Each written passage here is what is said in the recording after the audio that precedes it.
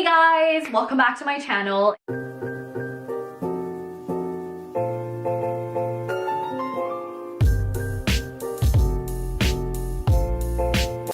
If you're new here, my name is Lisa, and as you guys can see from the title of this video, I'm going to be going through my weight loss journey and how I did this through intermittent fasting. So this video was highly requested by a lot of people in my vlog comments or also through my Instagram stories. So if you guys are new here, I mentioned this a couple times through my vlogs. I also mentioned it on Instagram if you follow me on there. Basically, I lost about 15 pounds, I would say the most, and or 3 jean sizes. So I went from a size 26 all the way down to a 23. So I have actually since then gained a little bit of weight back, but anyway. This video has been highly requested, and the only reason why it took me this long to make it is honestly because I procrastinated making this video since I was a little bit scared of internet police, because obviously I am not a nutritionist. I didn't even really take science in university. Let this be the disclaimer that I am not an expert. Please still do your research. I'm just going to talk about a little bit of the concept and what I've been doing. So please take everything with a grain of salt, and also everybody's bodies are really different. So your body might react to this diet differently. Yeah, I think it's called a diet. Just like how my body reacts differently to other types of diets. So make sure you still do your research and find the right strategy for you. This video is actually going to be segmented into 3 different parts. The first part is going to be me talking about intermittent fasting, why I chose to do it and what it is, etc. The second part is going to be me talking about what I ate during intermittent fasting. Lastly, I'm going to be talking about the exercise portion. So without any further ado, let's get this video started.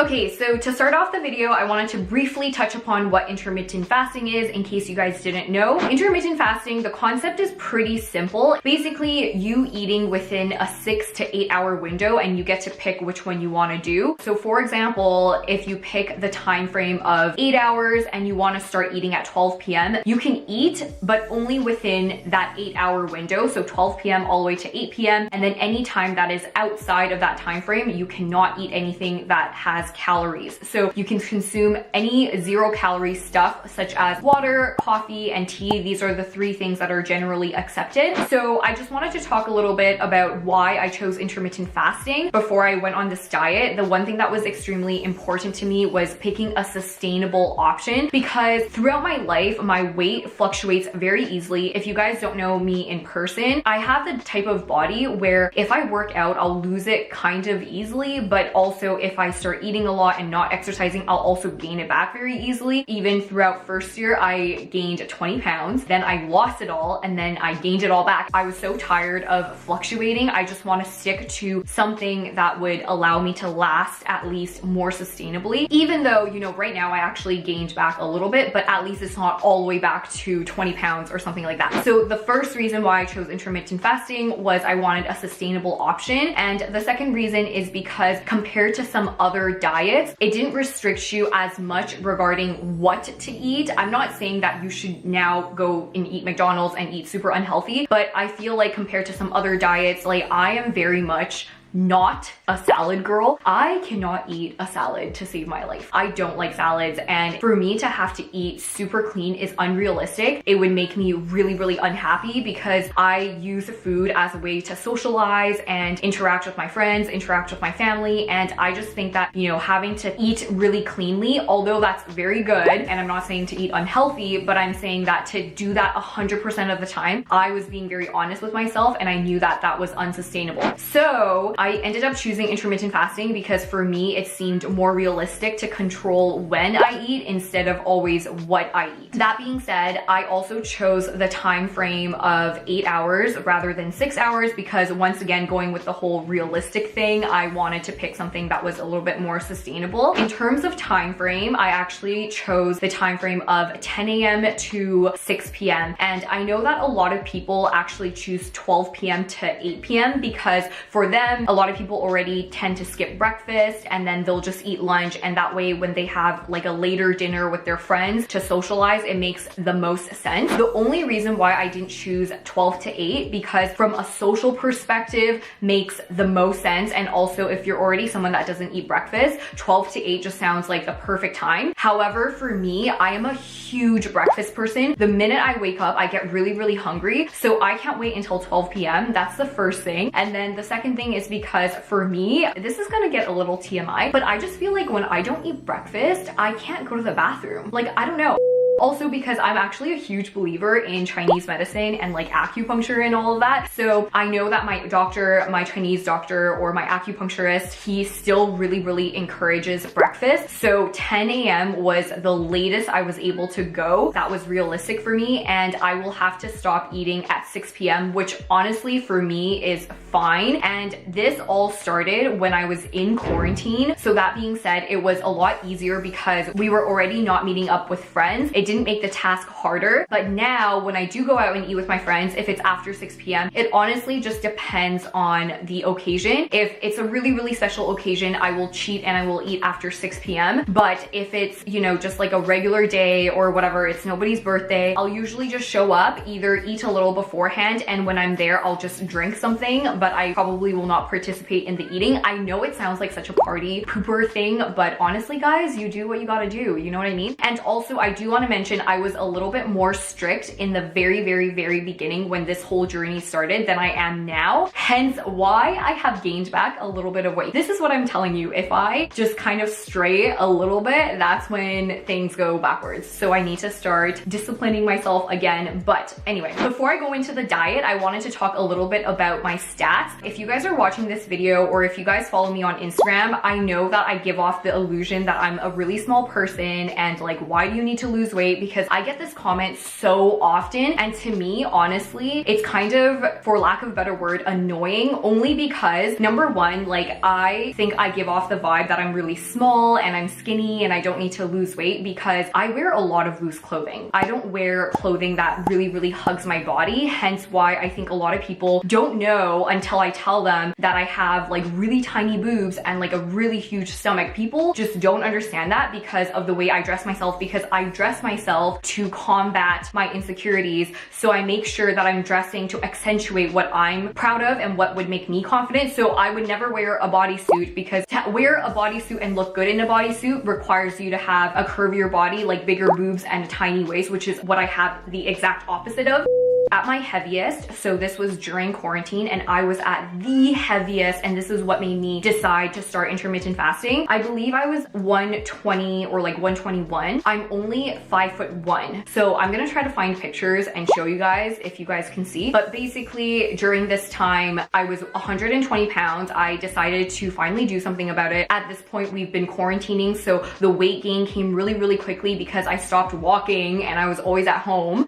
For me, like I started really showing, my clothes were starting to really not fit anymore, and I just wanted to get a little bit smaller. So anyway, that being said, I would say I was still quite healthy. I think at that point it was more a cosmetic thing. So this is ultimately what got me to start my dieting and exercising, etc. So basically at the very end, and how I got to where I was, I ended up being, I believe, 107 at the lightest, so about 13 pounds. I don't think I saw myself at 105 yet, so not quite yet 15 pounds, but that was the most I've lost. I think present day, because of Thanksgiving and all of that, I have already gained back a little bit. So I think right now I'm at 110, 111, but I'm okay with this weight, to be honest. I think I was just unhappy at the 120 range. Right now, what I am now, I'm honestly quite fine with it. So that was pretty much why I chose to go the intermittent fasting route. And now I'm gonna talk about what I was doing when it comes to dieting. When it came to dieting, once again, this is going to be quite unconventional. I feel like a lot of people tend to eat their bigger meals during dinner time, but for me, like I said earlier in this video, I'm a huge huge breakfast person. For me, the short story is that I always ate my biggest meals in the start of my day, and I had my smallest meals at the very, very end of my day. So think about what a normal person would do, but in reverse. I feel like most people eat a really small meal for breakfast and a really big dinner, but what I did was opposite because I'm more of a breakfast person, and also because for me, I would have just come out of a fast and not eat for a really long time. So for me, when I wake up in the morning, I would be so hungry. I remember when I started, I was really, really hungry. Eventually, I actually got used to it, but in the very beginning, I just had to eat a bigger meal because I was just fasting. I didn't eat breakfast food as my very first meal. My very first meal, I'm not gonna lie to you guys, and maybe you guys think it's weird, and maybe this is a Taiwanese thing. Sorry, the reason why I say it's a Taiwanese thing is because in Taiwan, it's very normal for you to wake up and eat like a bowl of noodle soup. It's just normal, and I think a lot of Asian cultures are like that too, which is like so weird to Westerners, I think. But for me, like the first meal, I would say the most typical meal that I started making for myself was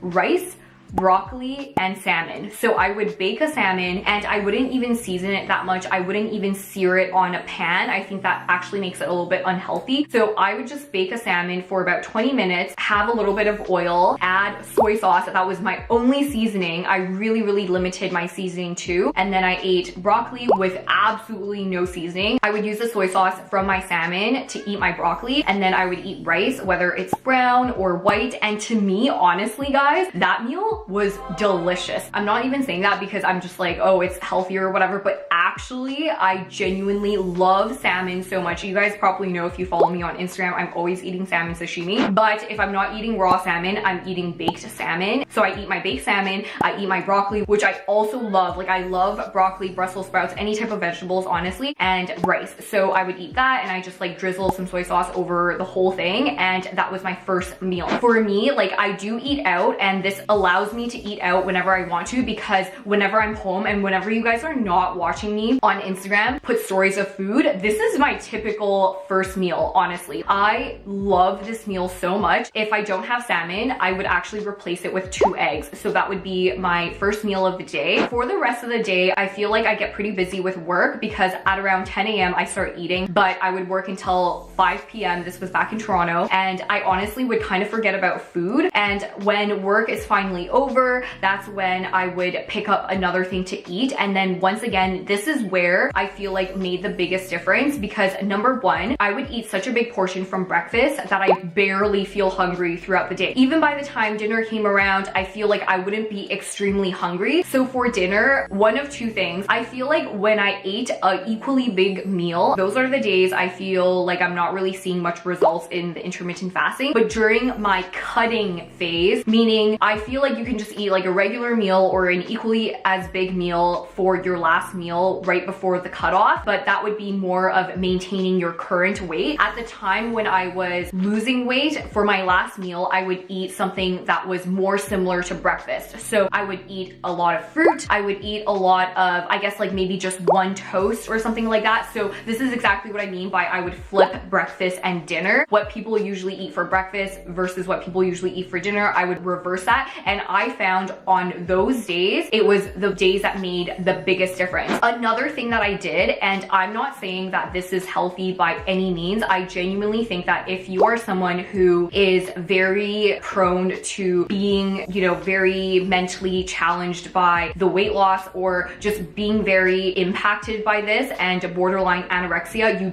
definitely should not do this. However, what I did just to kind of track my progress, and instead of demotivating me, it actually did motivate me a little bit. In the morning when I wake up, I would weigh myself just to see what I'm at. This is like before I put any water or anything into my body. I just see where I'm at, and I always wear the same thing. I just wear my t-shirt and my underwear, so I know every time I step on the scale, it's always the same. At night, I would weigh myself again, and I actually made a chart of my weight. So I would have the date, and I would have the morning weight, and I would have the night weight. And once again, this was not at all to make me lose weight. This was genuinely just for observation, just to see how things were going and stuff. And I will actually kind of like do a screen recording of the entire time and my entire progress. I will put it on here. And as you guys can see, it did fluctuate, and I did go up and down, and on some days I was consistent, but it also did take a really, really long time. So please, by any means, like, don't look at this as like a fast track to losing like 10 pounds. It took me since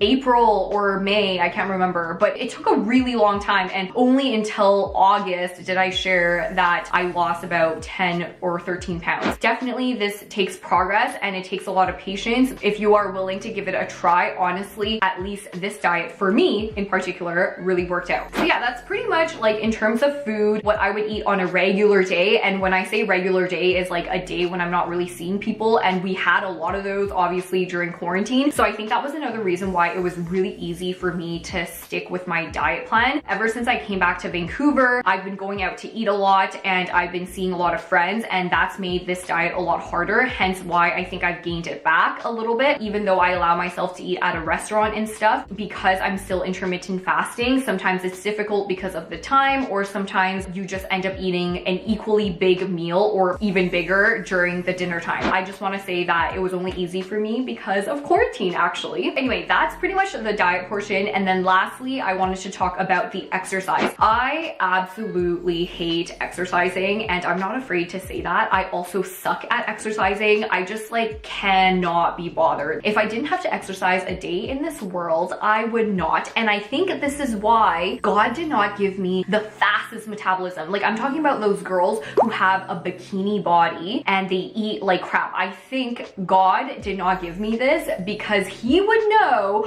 I would eat like crap and not do anything about it. So I think I'm given this body to force me to exercise. Anyway, once again, my exercise strategy, it is nothing intense. In fact, I think my biggest piece of advice for you guys is picking something that will stick. I think my biggest fear was doing all this work and then having to go all the way back to 120 again and then having to start over. And it's so much work. Like, it's easier to maintain something rather than constantly gaining it and losing it and stuff like that. For me, even when it came to exercise, I asked myself, Lisa, would you actually go to the gym every single day or do all these exercises? And the answer is no.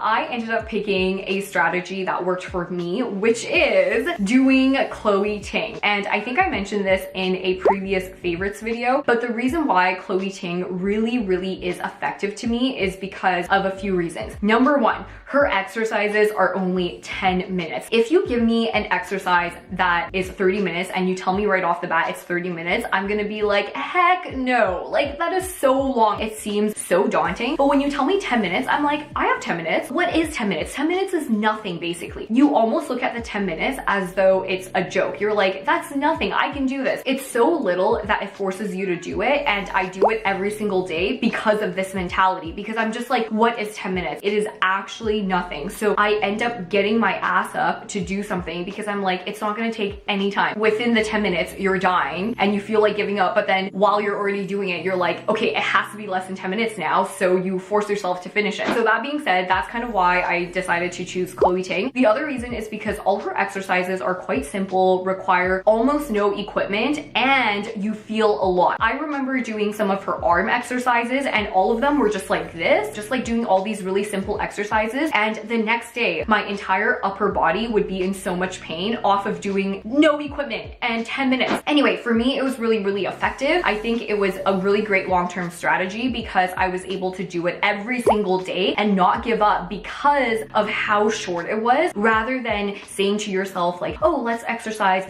3 times a week for an hour, because I would just be like, okay, I'm not gonna do that. Once again, I'm not saying that this exercise strategy is right or is for everybody. I'm just saying that this is the exercise strategy for me and why it worked on me, because I had to mentally convince myself that it was pretty much nothing. That was pretty much the whole gist of how I lost my weight. It was honestly not too much. I no longer wanted to try exercises that were extremely excruciating and took up a long time, or fad diets, or eating super clean, because honestly, I know those were all really unrealistic to me. I've done those before. I've lost weight because of them before, but it never lasted for me. So I am really hoping that this diet really lasts. I will keep you guys updated, and you guys are honestly gonna see what my body looks like in like a month or 2 or even a year, and you guys can be like, okay, yeah, she gained it all. fall back. Or you can be like, wow, she still looks the same, hence why this is longevity. I don't know, hopefully this is gonna last really long. But yeah, if you guys have any questions that I didn't answer, please leave a comment down below. Once again, please still do your research. Don't use this video as the holy grail to your diet plan because I am not an expert. Please still do your research and still read up on intermittent fasting. So that was pretty much it for the video today, and I will see you guys in the next one. Bye!